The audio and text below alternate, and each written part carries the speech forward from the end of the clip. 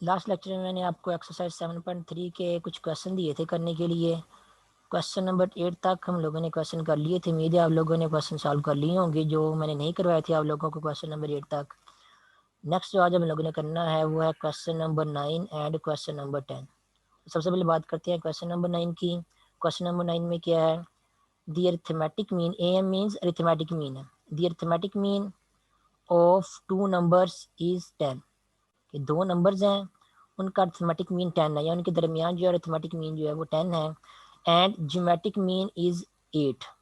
Same ही दो number हैं, दो नंबर सेम ही हैं, हमें नहीं पता वो कौन से नंबर हैं, वो नंबर उन्होंने फाइंड आउट करने के लिए कहा गया है, फाइंड द नंबर्स। तो दो नंबर्स हैं जो कि हम लोगों ने फाइंड आउट करने हैं।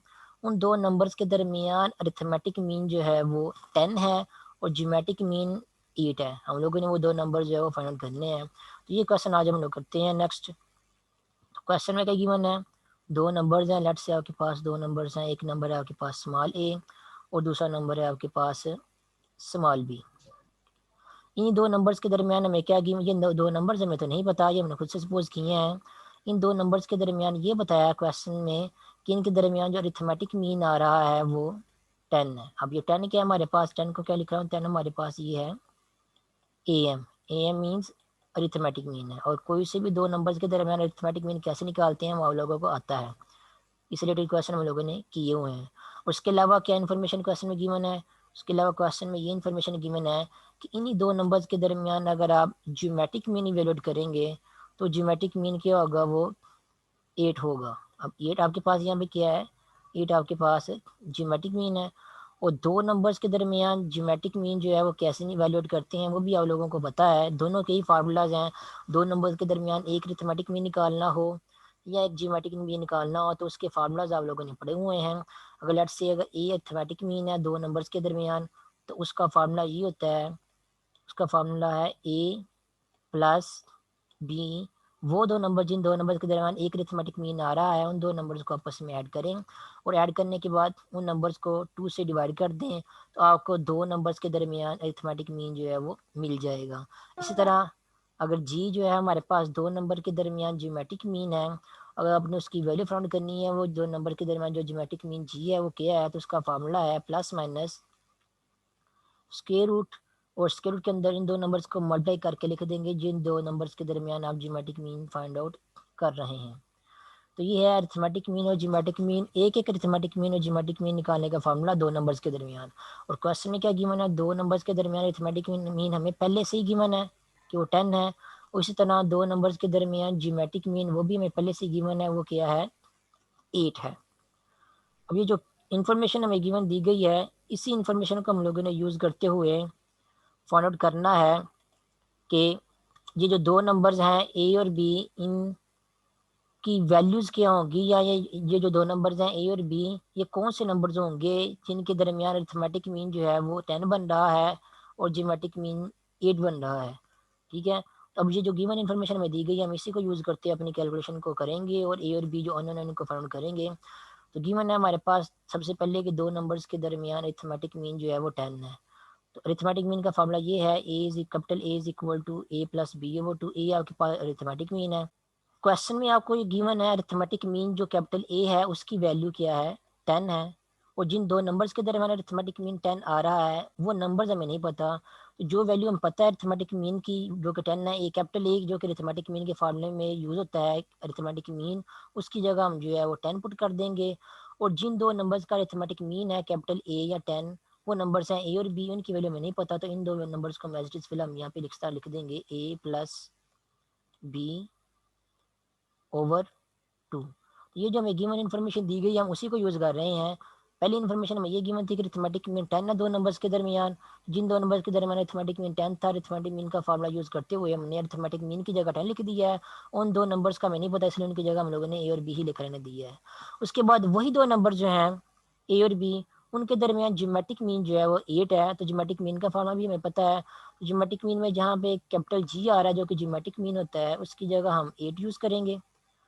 उसके बाद क्योंकि ए और बी हमें नहीं पता वो हम लोगों ने फाइंड आउट करना है इसलिए हम क्या करेंगे वहाँ पे इनको एज इट इज़ ए और बी ही लिखा रहने देंगे। तो आपके पास ये इक्वेशन बन जाएगी 8 is equal to plus minus square root of A B.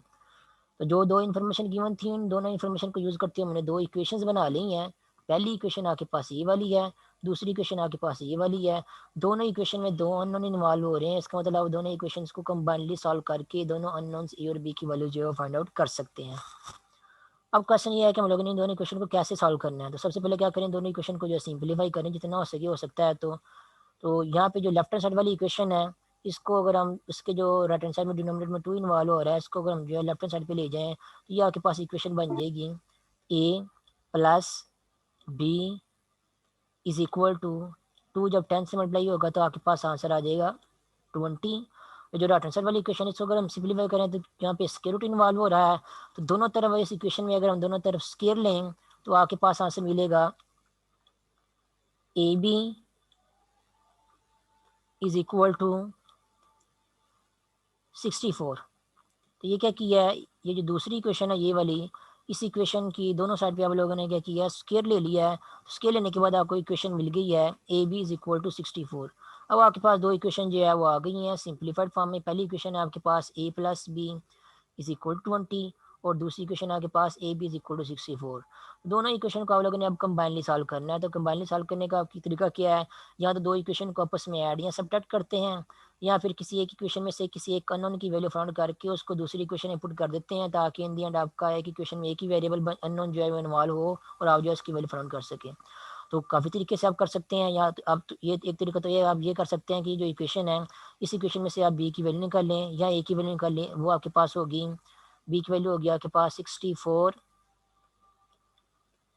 Divided by ए। अब ये जो बी की वैल्यू आई है, ये वाली बी की वैल्यू, इस बी की वैल्यू को इस इक्वेशन में पुट कर दें। उस इक्वेशन में जब आप बी की वैल्यू पुट करेंगे तो इस इक्वेशन में सिर्फ ए ही इन्वॉल्व होगा। सिंप्लीफिकेशन करें क्योंकि डिनोमिनेटर में ए इन्वॉल्व हो रहा था, आपको एलसीएम लेना पड़ेगा और सिंप्लीफिकेशन करने के बाद आपको ए की वैल्यू जो मिल जाएगी। एक तरीका तो ये है। और दूसरा तरीका ये है कि आप यहाँ से बी या ए की वैल्यू निकालने की बजाय इक्वेशन नंबर जो सेकंड इक्वेशन है, इस इक्वेशन से बी या ए की वैल्यू निकालने की बजाय ये जो पहली इक्वेशन है आप यहाँ से ए या बी की वैल्यू निकाल लें। क्योंकि यहाँ से जब आप ए या बी की वैल्यू निकालेंगे, फॉर एग्जाम्पल अगर आप यहाँ से बी की वैल्यू निकालते हैं तो वो किसकी इक्वल आएगी, वो बी की वैल्यू आएगी आपके पास 20 माइनस ए। तो जब यहाँ से आप बी की वैल्यू निकालेंगे तो उसमें आपको ये फायदा होगा कि ये जो बी की वैल्यू है इसमें फ्रैक्शन इन्वॉल्व नहीं हो रहा। बटे में नहीं लिखी हुई ये वाली वैल्यू, यहाँ से आपने जो बी की वैल्यू निकाली थी वो थी 64 ओवर ए, उसमें फ्रैक्शन इन्वॉल्व हो रहा था। उसको जो है वो दूसरी क्वेश्चन में पुट करके सिंप्लीफाई करना आपके लिए थोड़ा सा कैलकुलेशन वाइज जो है मुश्किल हो जाना था। तो हम क्या करेंगे, ये जो पहली क्वेश्चन है वहाँ से किसी एक अननोन की वैल्यू फाइंड आउट करेंगे। फॉर एग्जांपल बी की वैल्यू हम लोगों ने फाइंड आउट कर लिया यहाँ से पहली क्वेश्चन में से। इस वैल्यू का क्या करेंगे, इस दूसरी क्वेश्चन है इसमें पुट कर देंगे। जब बी की वैल्यू पुट करेंगे तो आपकी इक्वेशन में सिर्फ ए ही रह जाएगा, तो उस ए को हम आसानी से फाइंड आउट कर सकते हैं। तो पुट करते हैं जो भी इस इक्वेशन को, फॉर एग्जांपल इस इक्वेशन को मैं इक्वेशन नंबर 1 का नाम दे देता हूँ और ये इक्वेशन आपके पास इक्वेशन नंबर 2 है। तो इक्वेशन नंबर 1 में से बी की वैल्यू निकाल के उसको इक्वेशन नंबर 2 में पुट कर दिया है। पुट करेंगे तो क्या आएगा आपके पास आंसर, ए आपके पास वैसे का वैसे ही है यहाँ पे क्योंकि हम बी की वैल्यू पुट कर रहे हैं। तो नेक्स्ट बी की वैल्यू पुट करेंगे तो बी की वैल्यू आपके पास क्या है, बी की वैल्यू है आपके पास 20 माइनस ए और ये किसकी इक्वल है, ये 64 की इक्वल है। तो आपने इक्वेशन नंबर 1 से बी की वैल्यू फाइंड आउट करके इसको इक्वेशन नंबर 2 में पुट कर दिया है, तो आपको ये वाली इक्वेशन जो है वो मिल गई है। नेक्स्ट आप क्या देखें, आप इस इक्वेशन में जो है वो सिर्फ एक ही अननोन इन्वॉल्व हो रहा है ए। तो इस इक्वेशन को आप लोगों ने सिंप्लीफाई करना है मल्टीप्लिकेशन करके, और इन दी एंड जो है आप लोगों ने जो अननोन ए इन्वॉल्व हो रहा है उसकी वैल्यू फाइंड आउट करनी है। तो मल्टीप्लाई करते हैं, देखते हैं क्या आंसर आता है हमारे पास। सबसे पहले यहाँ पे आएगा ए को जब 20 से मल्टीप्लाई करेंगे तो आंसर आपके पास आएगा 20 ए, और उसके बाद ए को जब माइनस ए से मल्टीप्लाई करेंगे तो आंसर आपके पास आएगा माइनस ए स्केयर, और ये किसके इक्वल है, ये 64 के इक्वल है। उसके बाद नेक्स्ट सभी जो टर्म्स हैं उनके एक साइड पे लेके चले जाएंगे, तो ये आपके पास जो है वो ए में जो है वो एक क्वाड्रेटिक इक्वेशन जो है मिल जाएगी। तो हम क्या करते हैं, ये जो माइनस ए स्केयर है इसको राइट हैंड साइड पे लेके चले जाते हैं ताकि आपका प्लस ए स्केयर बन जाए, और क्वाड्रेटिक इक्वेशन की पहले टर्म जो है पॉजिटिव आ जाएगी तो आपको उसको सॉल्व करना आसान हो जाएगा। और ये जो प्लस 20 ए है इसको भी राइट हैंड साइड पे लेके चले जाएंगे तो आपके पास -20 ए बन जाएगा, और यहाँ पे आपके पास जो है वो लेफ्ट हैंड साइड पे सिर्फ क्या बच जाएगा, 0 बच जाएगा। तो जितनी भी टर्म्स है सभी को जो है एक साइड पे लेके चले जाते हैं राइट हैंड साइड पे। तो जब ए स्केयर को राइट हैंड साइड पे लेके जाएंगे तो आपके पास आंसर आएगा प्लस ए स्केयर। उसके बाद जब 20 ए को राइट हैंड साइड पे लेके जाएंगे तो 20 प्लस 20 ए है, ये आपके पास राइट हैंड साइड पे जाके बन जाएगा 20a और राइट हैंड साइड पर 64 जो है पहले से मौजूद है, तो आपके पास ये बच जाएगा प्लस 64 इज इक्वल टू 0। तो ये आपको जो है इन दी एंड एक क्वाड्रेटिक इक्वेशन जो है वो मिल जाएगी, जो कि ए में है क्वाड्रेटिक इक्वेशन। इस क्वाड्रेटिक इक्वेशन को सॉल्व करके हम लोगों ने जो है वो जो ए अननोन है उसकी वैल्यू जो है वो फाइंड आउट करनी है। अब इस नेक्स्ट इस क्वाड्रेटिक इक्वेशन को सॉल्व करेंगे। डिफरेंट वेज है क्वाड्रेटिक इक्वेशन को सॉल्व करने के, और आप लोगों को याद हो तो मैंने क्वाड्रेटिक इक्वेशन को सॉल्व करने के वेज भी सिखाए थे आप लोगों को। आप बाय यूजिंग क्वाड्रेटिक फार्मूला भी जो है वो किसी क्वाड्रेटिक इक्वेशन को सॉल्व कर सकते हैं, बाय कंप्लीटिंग स्केल भी सॉल्व कर सकते हैं, बाय मेथड ऑफ फैक्टराइजेशन भी किसी क्वाड्रेटिक इक्वेशन को सॉल्व कर सकते हैं। जो भी वे यूज़ करेंगे आपको इन दी एंड आंसर जो है वो सेम ही मिलेगा। तो जो आपको आसान लगता है वो ये यूज़ करें। तो मैं यहाँ पे जो है वो बाय मेथड ऑफ फैक्टराइजेशन जो है वो इस क्वाड्रेटिक इक्वेशन को सॉल्व करता हूँ। यहाँ पे देखिए अगर आप, तो ए स्क्वायर का कोएफिशिएंट क्या आ रहा है, ए स्क्वायर का कोएफिशिएंट आपके पास यहाँ पे 1 है, और जो कांस्टेंट है वो आपके पास 64 है। तो 64 को जब हम कांस्टेंट 1 से मल्टीप्लाई करेंगे तो आंसर हमारे पास आएगा 64। अब हम लोगों ने देखना है बाय मेथड ऑफ फैक्टराइजेशन के कौन कौन से दो नंबर्स हैं जिनको आपस में मल्टीप्लाई करें तो आंसर 64 आता है। एक तो ये है कि अगर हम 2 को 32 से मल्टीप्लाई करेंगे तब भी आंसर हमारे पास 64 आएगा। दूसरा ये है कि अगर हम 8 को 8 से मल्टीप्लाई करेंगे तब भी आंसर हमारे पास जो है वो 64 आएगा। उसके अलावा अगर हम 4 को 16 से मल्टीप्लाई करेंगे तभी हमारे पास आंसर जो है वो 64 आएगा। जिस तरह आप लोगों ने देख लेना कौन कौन से दो दो नंबर हो सकते हैं जिनको आपस में मल्टीप्लाई करने के बाद आंसर जो है वो 64 आता है। जब वो सारे दो दो नंबर लिख लेंगे आप लोग, जैसे मैंने लिख दिए यहाँ पे, 2 और 32 को भी मल्टीप्लाई करने से 64 आता है, 8 और 8 को भी मल्टीप्लाई करने से 64 आता है, इस तरह 4 और 16 को भी मल्टीप्लाई करने से आंसर 64 आता है। फिर दो दो नंबर आए हैं, दो दो नंबर में से मैंने देखना है वो कौन से दो ऐसे दो नंबर्स हैं जिनको आपस में ऐड या सब्ट्रैक्ट करने से ये जो ए है उसका कोएफिशिएंट मींस के -20 ये वाला कोएफिशिएंट आएगा। तो किन दो नंबर्स को आपस में ऐड या सब्ट्रैक्ट करने से या किन दो नंबर्स के साथ प्लस या माइनस का सिंबल लगाने से हमें जो है इन दी एंड -20 जो आंसर मिलेगा। तो 2 में से अगर 32 का माइनस करेंगे तभी हमारे पास आंसर जो है वो -20 नहीं आएगा ये वाला, और 32 में से अगर 2 का माइनस करेंगे तभी आंसर हमारे पास जो है वो -20 नहीं आएगा। ना इनको आपस में ऐड करने से या दोनों के साथ माइनस का सिंबल लगाने से जो है वो -20 आएगा। तो ये वाला तो केस नहीं रहेगा। इस तरह 8 में से 8 को माइनस करेंगे तो आंसर 0 आएगा, 8 में 8 को ऐड करेंगे तो आंसर हमारे पास जो है 16 आएगा, या -8 में से -8 को जो है वो ऐड करेंगे तो आंसर हमारे पास जो है वो अगेन -16 आएगा, -20 नहीं आएगा। तो ये वाला ऑप्शन भी आपके पास नहीं आएगा। अब थर्ड ऑप्शन की तरफ देखते हैं। थर्ड ऑप्शन आपके पास है 4 और 16। तो अब ये है कि अगर 4 और 16 दोनों के साथ प्लस का सिंबल लगा देंगे तो आपके पास आंसर आ जाएगा +4 और +16 इज इक्वल टू 20। तो हमें चाहिए क्या, हमें -20 चाहिए। तो हम क्या करेंगे, +4 और +16 की बजाय हम जो है वो दोनों के साथ माइनस का सिंबल लगा देंगे। तो पहले 4 के साथ भी माइनस का सिंबल और 16 के साथ भी माइनस का सिंबल लगा देंगे तो -4 और -16 ये आपके पास क्या आ जाएगा, -20 आ जाएगा। तो माइनस जो 20 है ये वाला आपके पास जो फाइनली आंसर आया है, -20 की जगह हम जो है वो क्या यूज़ करेंगे, -4 और -16 यूज़ करेंगे।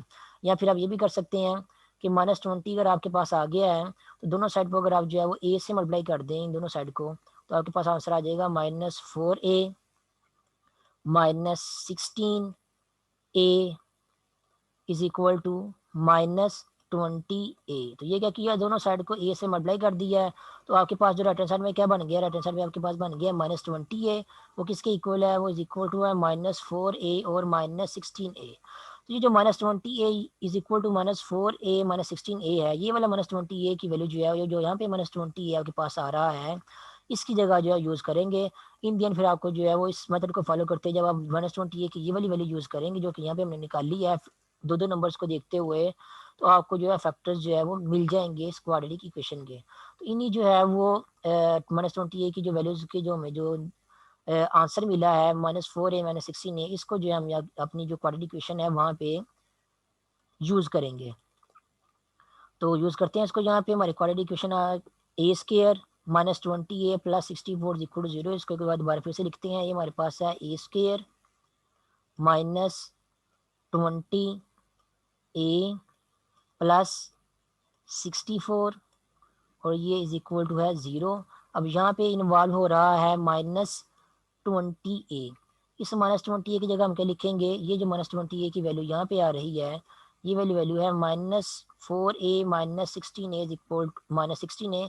ये वाली वैल्यू जो -20a की जगह यूज़ करेंगे तो लिखते हैं नेक्स्ट टाइम में ए स्केयर वैसे का वैसे ही रहेगा, और जो -20a है उसकी जगह आएगा हमारे पास ये वाली value -4a -16a -4a -16a -20a ही होता है, इसलिए हमने -20a की जगह जो है -4a और -16a लिख दिया है। उसके बाद प्लस 64 इज इक्वल टू 0। अब आप लोग ने क्या करना है, दो दो टर्म में से जो भी नंबर जो है वो कॉमन आ रहा है आप लोगों ने उसको कॉमन कर लेना है। मीन्स पहले जो दो टर्म्स हैं उनमें से भी अगर कोई नंबर या टर्म कॉमन आ रही है तो आपने उसको कॉमन ले लेना है।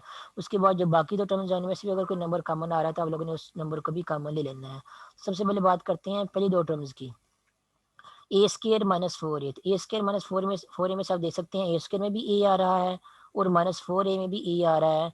तो ए स्केयर और -4a में से जब हम ए कॉमन लेंगे तो हमारे पास आंसर आएगा, जो पहला ए स्केयर है उसकी जगह हमारे पास आंसर आ जाएगा सिंपली ए, और जो -4a है उसमें से हम ए कॉमन लेंगे तो हमारे पास आंसर आ जाएगा सिंपली -4। ये क्या किया, जो पहली दो टर्म्स थी उनमें से हमने जो कुछ भी कॉमन आ सकता था वो कॉमन ले लिया है। उसके बाद बारी है बाकी दो टर्म्स की, -16a एंड +64। ठीक है, अब आप लोगों ने क्या करना है, इन दोनों टर्म्स में से भी कॉमन कोई नंबर इस तरह कॉमन लेना है, कॉमन लेने के बाद आपकी जो ब्रैकेट जो है वो ब्रैकेट में भी a-4 ही बने। तो अब कॉमन लेते हैं हम। सबसे पहले तो देखें कि आपकी जो बाकी दो टर्म्स है ये वाली, इनमें से अगर हम जो है वो माइनस कॉमन लेंगे तभी हमारे पास जो ब्रैकेट में आंसर आएगा उसमें जो है वो यहाँ पे प्लस की जगह माइनस आएगा। यहाँ पे क्या आ रहा है, प्लस आ रहा है। हमें जो चाहिए कॉमन हमने इस तरह लेना है कि जब हम कॉमन लें तो हमारा आंसर जो है वो ये जो पहले ब्रैकेट यहाँ पे बनी हुई है यही ब्रैकेट सेम जो है वो भी यहाँ पे बने। तो इस पहले ब्रैकेट में दरमियान में माइनस का सिंबल आ रहा है, तो हमारे हमारे पास जो दो टर्म्स हैं उनमें यहाँ पे दरमियान का प्लस का सिंबल आ रहा है। हम क्या करेंगे, सबसे पहले क्या करेंगे, माइनस कॉमन लेंगे। माइनस कॉमन लेंगे तो ये उसका ये फायदा होगा, ये जो दरमियान में प्लस आ रहा है ये क्या बन जाएगा आपके पास, ये माइनस बन जाएगा। उसके बाद माइनस कॉमन ले लिया, उसके बाद अलावा हम जाकर देख सकते हैं जो पहली टर्म है -16 है, इसमें से हम लोगों ने माइनस कॉमन ले लिया है। जब इसमें से ये वाला माइनस कॉमन लेंगे तो पहली टर्म आपके पास यहाँ प्लस वाली बन जाएगी, जो कि प्लस हमने लिखने की जरूरत नहीं है पहली टर्म के साथ। और उसके अलावा 16a और 64 में आप देख सकते हैं कि 64 भी कॉमन आ रहा है, क्योंकि 64 को हम लिख सकते हैं 64 is equal to 16 multiplied by 4। तो 64 में से 16 जो है वो कॉमन आ रहा है।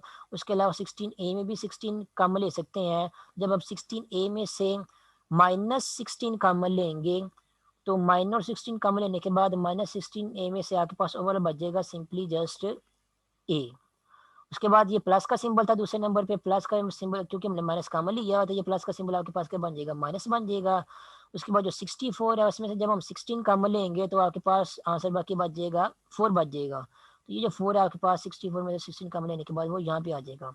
तो आप इंडियन देख सकते हैं कि जब हम लोगों ने पहली दो टर्म्स और लास्ट वाले दो टर्म्स में से कुछ कुछ कॉमन लिया, जो भी कॉमन ले सकते थे हम लोग, तो कॉमन लेने के बाद इंडियन हमारे पास जो आंसर आया है वो आंसर में आप देख सकते हैं कि यहाँ पे भी ब्रैकेट में a-4 आ रहा है और यहाँ भी ब्रैकेट में जो है a-4 आ रहा है। दोनों टर्म्स जो आपके पास जो दो टर्म्स बन रही हैं दोनों टर्म्स में जो है वो a-4 जो है वो सेम ही आ रहा है। तो ये होता है फैक्टर्स बनाने का फायदा, कि जब भी आप इस तरह फैक्टर्स बना के जो है नंबर्स ढूंढ के उनकी वैल्यू जो है पुट करते हैं, पुट करने के बाद जब आप कम लेते हैं तो कम लेने के बाद आपकी जो ब्रैकेट में टर्म आ रही होती हैं वो हमेशा सेम आती हैं इस तरह। तो सेम आने का ये फायदा होता है कि आपको फैक्टर्स बनाने जो है वो आसानी हो जाती है। फैक्टर्स कैसे बनाने में आसानी होगी, आप देख सकते हैं कि अब आपके पास इन दी एंड इस इक्वेशन में दो टर्म्स इन्वॉल्व हो रही हैं। पहली टर्म आपके पास ये वाली है जो माइनस से पहले वाली है, और दूसरी टर्म आपके पास ये वाली है जो माइनस के बाद वाली है। इन दोनों टर्म्स में आप देख सकते हैं कि एक टर्म जो है यानी कि a-4 जो ब्रैकेट वाली टर्म है ये सेम आ रही है। अब हम क्या करेंगे, इन्हीं दो टर्म्स में से जो है वो ये जो दो टर्म है ये वाली सारी की सारी, इन दोनों टर्म्स में से हम क्या करेंगे a-4 जो है वो कॉमन लेंगे। जब इन दोनों टर्म्स में से a-4 कॉमन लेते हैं तो फिर देखते हैं हमारे पास इन दी एंड आंसर क्या आता है। हमारे पास आंसर आएगा, जब पहले टर्म में से a-4 कॉमन लेंगे तो a-4 कॉमन यहाँ पे लिख लेते हैं, a-4 ये कॉमन ले लिया पहले टर्म में से। जब पहले टर्म में से a-4 कॉमन लेंगे पूरी पूरी पहले टर्म में, यहाँ पे सिर्फ क्या बचेगा आपके पास, सिर्फ a बच जाएगा। इस a को हम यहाँ पे लिख देंगे। उसके बाद ये माइनस का सिंबल, और दूसरी टर्म आपके पास है 16 इंटू a-4। तो a16 इंटू a-4 में से जब आप a-4 कॉमन ले लिया आप लोगों ने तो सिर्फ क्या बचेगा आपके पास, 16 बच जाएगा। a-4 इंटू a-16 ये किसकी इक्वल आ जाएगा, ये 0 की इक्वल आ जाएगा। तो ये आपके पास जो है वो दो फैक्टर्स बन गए हैं इस क्वाड्रेटिक इक्वेशन के जिसको हम लोग जो है वो सॉल्व कर रहे थे। नेक्स्ट अब फैक्टर्स बनेंगे तब इसको सॉल्व करना आसान है। जब दो फैक्टर्स आपस में मल्टीप्लाई हो रहे हो या दो रियल नंबर आपस में मल्टीप्लाई हो रहे हो, उनको मल्टीप्लाई करने के बाद आंसर जो है वो 0 के इक्वल आए, इसका मतलब ये होता है कि यहाँ तो उनमें जो पहला नंबर है a-4 वो 0 के इक्वल है, और या फिर जो दूसरा नंबर है a-16 वो 0 के इक्वल है।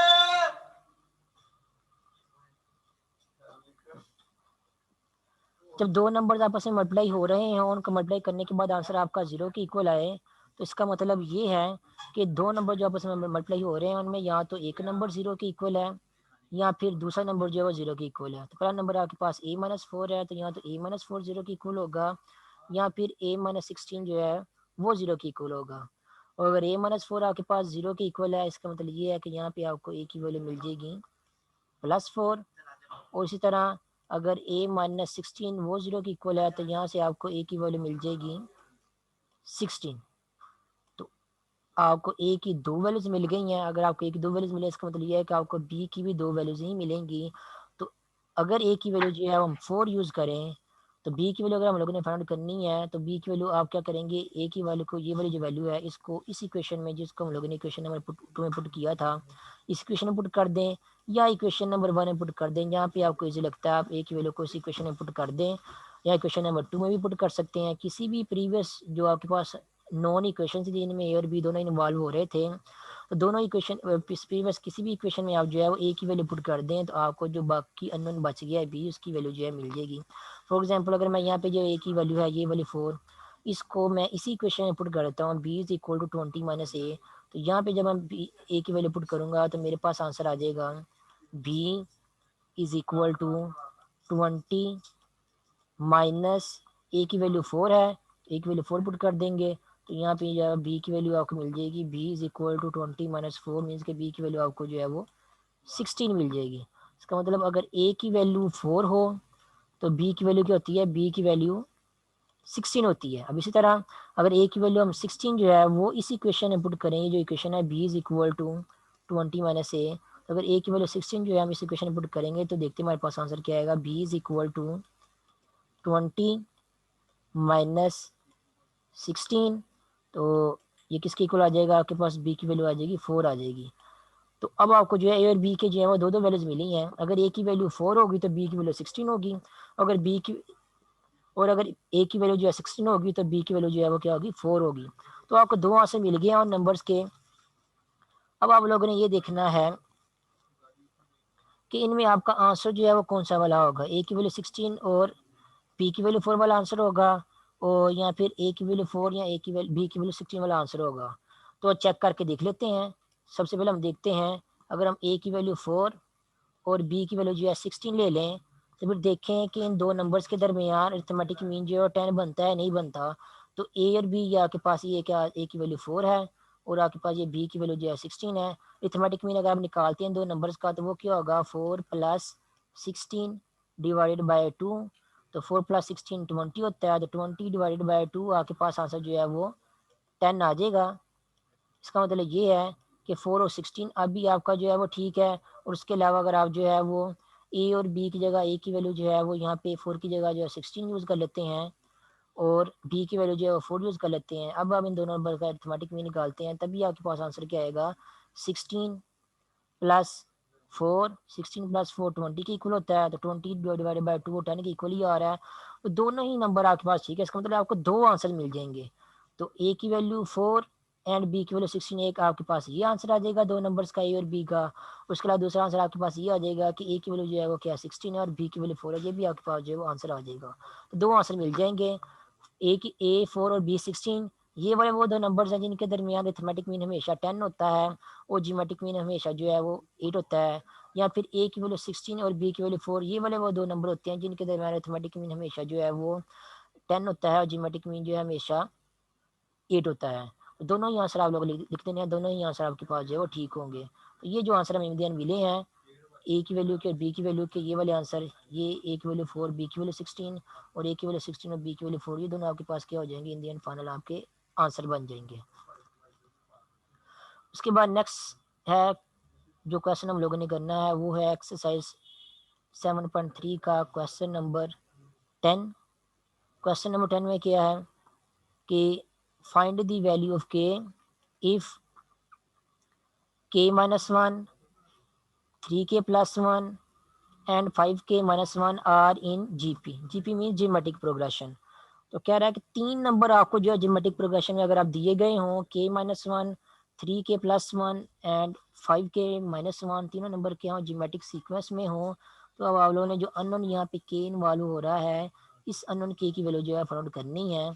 तो नेक्स्ट इसी को भी हम थोड़ा सा सॉल्व करके देखते हैं कि यहाँ पे इस क्वेश्चन को जो है कैसे सॉल्व करना है।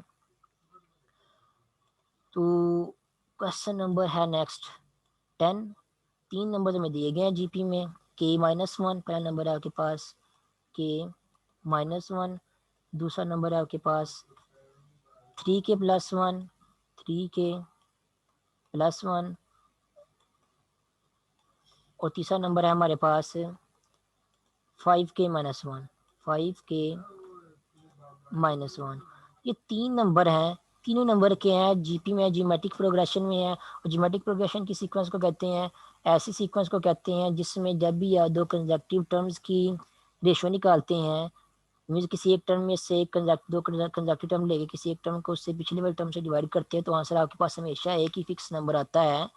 तो ऐसी सीक्वेंस, ऐसी जो है वो खास बात की सीक्वेंस पाई जा रही है, तो सीक्वेंस को हम जो है वो जियोमेट्रिक सीक्वेंस कहते हैं। तो अब हम क्या करते हैं, क्योंकि तीनों नंबर हमें जीपी में गिवन दिए गए हैं, जियोमेट्रिक प्रोग्रेशन में गिवन दिए गए हैं या जियोमेट्रिक सीक्वेंस में गिवन दिए गए हैं, तो हम जो जियोमेट्रिक सीक्वेंस की कंडीशन जो है, जो कॉमन रेशो वाली कंडीशन है, उसको यूज़ करते हम क्या करेंगे, यहाँ पे जो अननोन इन्वॉल्व हो रहा है कि उसकी वैल्यू फाइंड करेंगे। तो सोल्यूशन स्टार्ट करते हैं। क्योंकि तीनों ही टर्म कंजक्टिवली दी हुई हैं, इसका मतलब ये है कि जो पहले दो टर्म्स होंगी ये भी क्या होंगी, कंजक्टिव ही होंगी।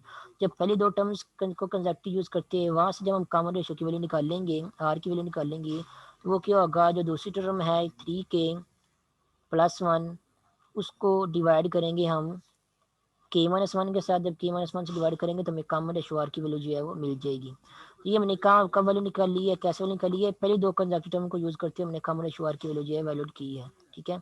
इसी तरह अगर हम जो है वो पहली दो की बजाय जो लास्ट वाली दो कंजक्टिव टर्म्स हैं, अगर हम इन दो कंजक्टिव टर्म को यूज़ करते आर की वैल्यू निकाल लें, तो यहाँ पे हमारे पास आर की वैल्यू क्या होगी, यहाँ से हमें आर की वैल्यू मिलेगी जो इन दो कंजक्टिव टर्म, लास्ट वाले जो दो कंजक्टिव टर्म्स हैं, इनमें से बाद वाली टर्म है 5k-1, इसमें से हम माइनस करेंगे 3k+1।